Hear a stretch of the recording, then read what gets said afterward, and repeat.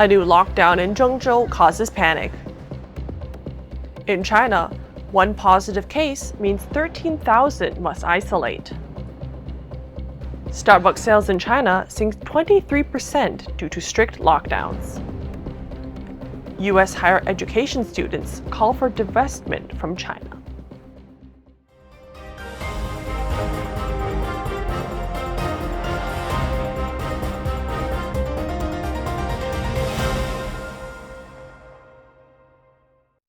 Welcome to Sound of Hope News. My name is Daniela Wolensack, and today it's May 6th. Panic erupted when Zhengzhou began a COVID lockdown on May 4th. Zhengzhou is a city in China with a population of about 10 million people. City authorities told the public there is no need to panic and no need to hoard, but people swarmed to supermarkets. The markets quickly sold out of food such as pork, and some shoppers even bought live pigs to raise as emergency food. The lockdown is said to last for 1 week until May 10th. The roads in Zhengzhou are clogged with vehicles. Some are rushing to supermarkets, and others are trying to escape. The city's buses, subways, and taxis are all running less frequently to prevent the spread of COVID.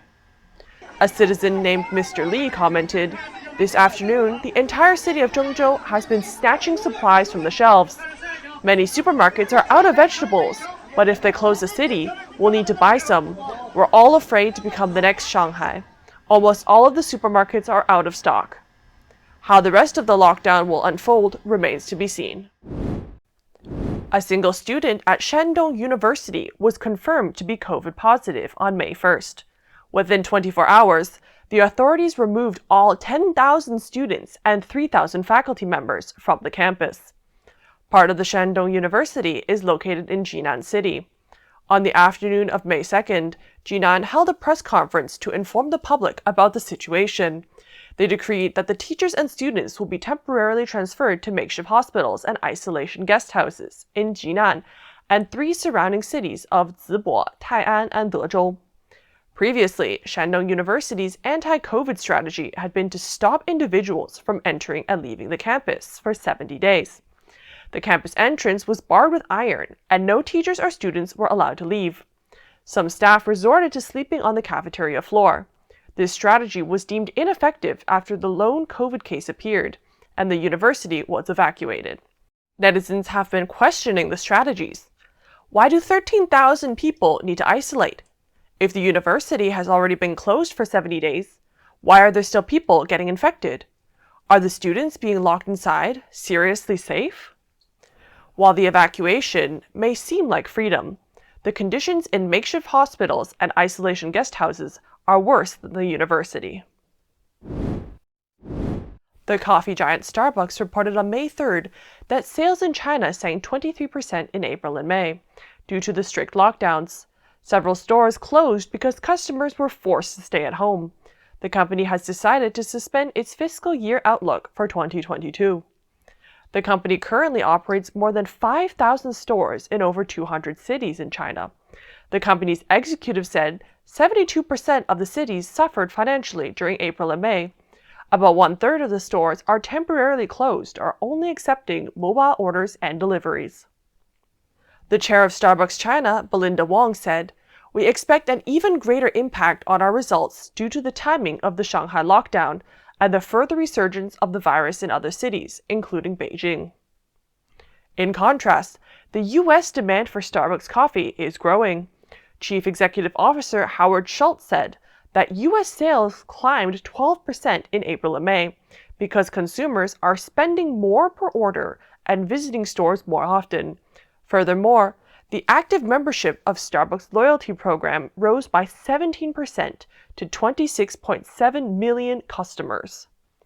According to the company's report, the global net income of Starbucks rose 7%, with $674.5 million, up from $659.4 million a year earlier.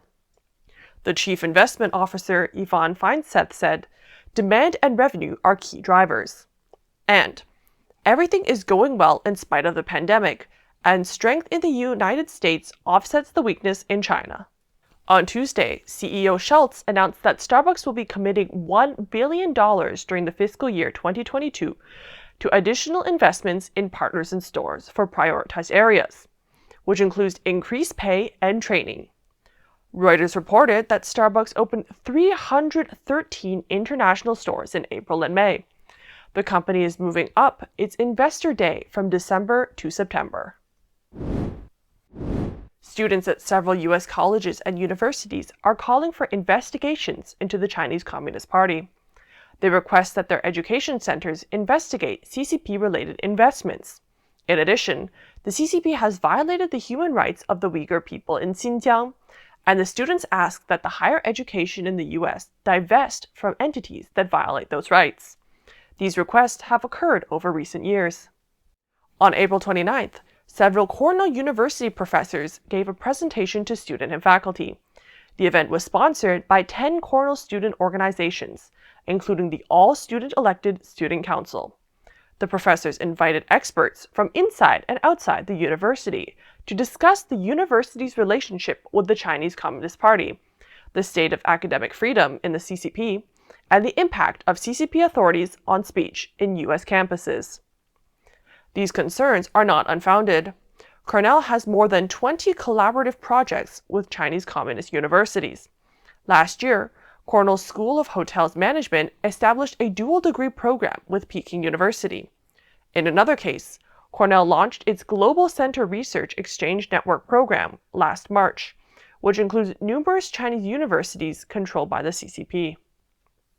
On April 26th, the Athenae Institute issues an open letter calling on flagship public schools in every state. The letter called schools to review and divest from investments linked to the Chinese Communist Party. The Athenae Institute is a U.S. nonprofit organization dedicated to the preservation of academic freedom in universities threatened by authoritarian governments. The letter was signed by a number of U.S. politicians, including Congressman Michael McCaul and former Undersecretary of State Keith Krach. The Athenae Institute also worked with student groups at Georgetown University, George Washington University, the University of Virginia, and UCLA to launch the divestment campaign. The group has received responses from the Catholic University of America, Yale University, and the University of Maryland, to name a few. In addition to economic ties, faculty and students at U.S. institutes of higher education are increasingly wary of political influence from the Chinese Communist Party. Thank you very much for watching, and please don't forget to like, comment, and subscribe.